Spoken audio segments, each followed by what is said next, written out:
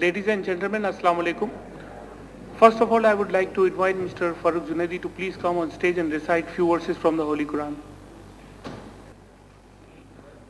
أعوذ بالله من الشيطان الرجيم بسم الله الرحمن الرحيم قل هو الله أحد الله الصمد لم يلد ولم يولد ولم يقل له كفوا أحد صدق الله العظيم.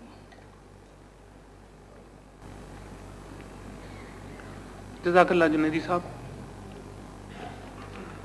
On behalf of SRC, I would like to welcome you all and our distinguished speakers, Mr. Asif Kasbati, Khwaja Tanveer Sahab, and our Honorable Session Chairman, Mr. Majid Khanwala, for being with us.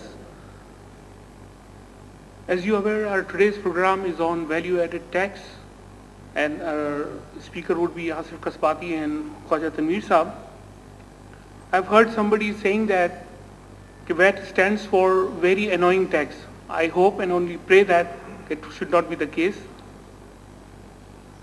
Our today's program is that we'll have presentation by Mr. Asif Kasbati first, and we'll have Asr prayers break at 5:40 or 45. We'll reassemble at 6 p.m. Then we'll have Maghrib prayers break at 6:45, 6:50, and then we'll have again reassemble at 7. The prayer arrangements have been made in the lawn area, so be prepared for that. Dear fellow members, let me give you a brief overview and background of our today's topic. In the current financial and economical and political context, the imposition of value-added tax is on the spotlight.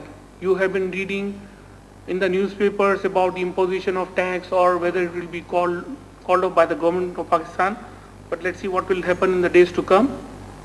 Historically speaking, sales tax in Pakistan was a provincial levy in the year 1947 when Pakistan came into existence, with a very limited area of commercial activity was involved in that.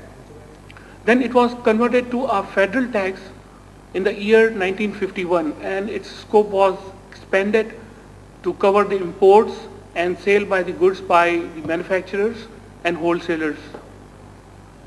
The enactment of Sales Tax Act in 1990 introduced its value-added version of sorts as a general sales tax. Now, as a major leap forward was taken in the year 95-96 when GST was substantially converted, its value sales tax, GST was converted as a VAT mode tax with all its basic elements and features like self-assessment, functional distribution, input tax adjustment, and audit-based procedures.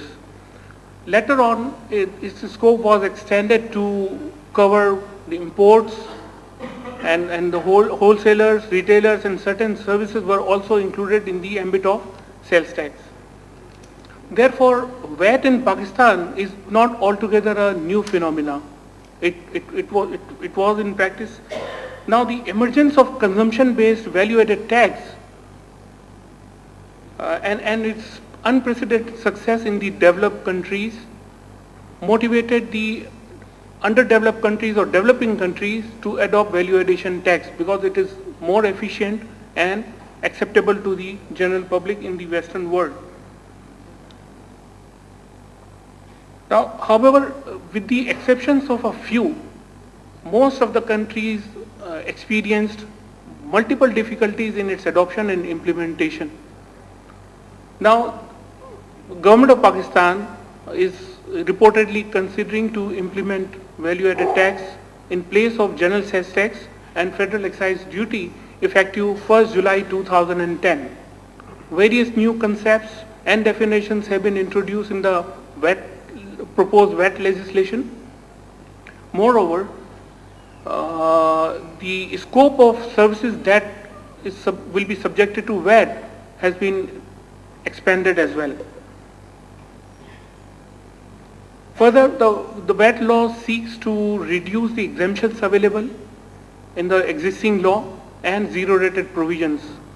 Now, in order to, with the foregoing significance of the importance of this topic, the Southern Regional Committee of the Institute decided to organize a series of seminars and workshops on this topic to educate its members.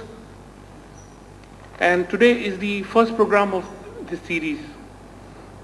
And our speakers, Mr. Asif Kasbati and Khwaja Tanveer Ahmad Saab, Commissioner Tax Audit, will discuss in detail the development of VAT in Pakistan, starting from its historical perspective, the issues of registration, basic threshold, structure of tax rate, audit and different payments, etc.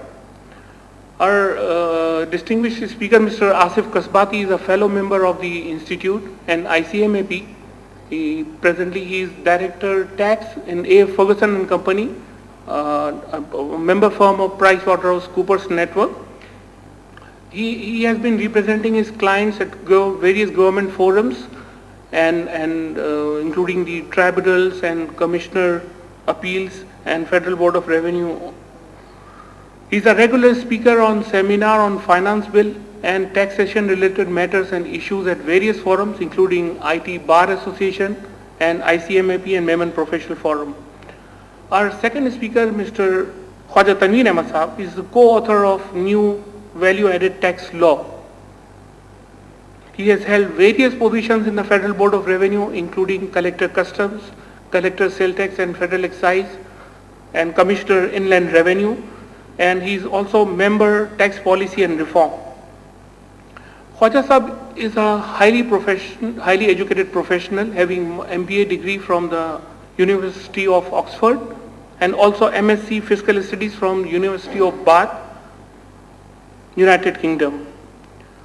Khwaja Saab is responsible for the reform processes in the Federal Board of Revenue. He has written various papers on this topic and tax reforms and economy, and his work on value-added tax is acknowledged internationally. The session chairman, Mr. Majid Khanwala, is a partner tax in Ernst & Young Ford Road, Starkheather, and he deals in direct and indirect taxes both. He has over 30 years of experience in the profession, and in the direct tax, he deals with the corporate taxation and personal taxation, and he has wide experience of dealing in sales tax and federal excise duty. Apart from this, he is also dealing with capital value tax, professional tax and zakat. He is a frequent speaker at seminars at various forums, both on direct and indirect taxes. Now I would like to invite our speakers and the session chairman to please come on stage. Please give them a warm welcome.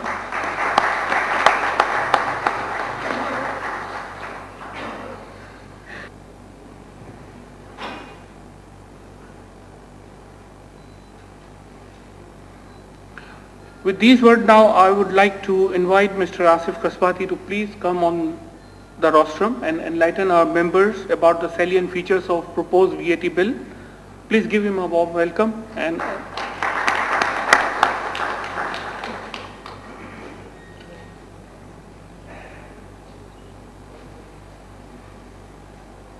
when we see the new law, only a standard rate of 15% is applicable invariably in all cases, with few exceptions which we'll be going to cover. Accordingly, in the new law, there is no definition of distributor, wholesaler. All these definitions have been eliminated from this statute book, which is at the moment draft. Coming to the retail price, if you recall, there is under the new law there is no concept of tax on retail price basis as per the draft VAT. Consequently, 17 items like ice cream, cigarettes, fruit juices, toilet soap, etc., presently subject to sales tax on retail price as per the third schedule to ST will be chargeable to a standard rate of 15% on the value of supply. So no retail price mechanism, everything will be on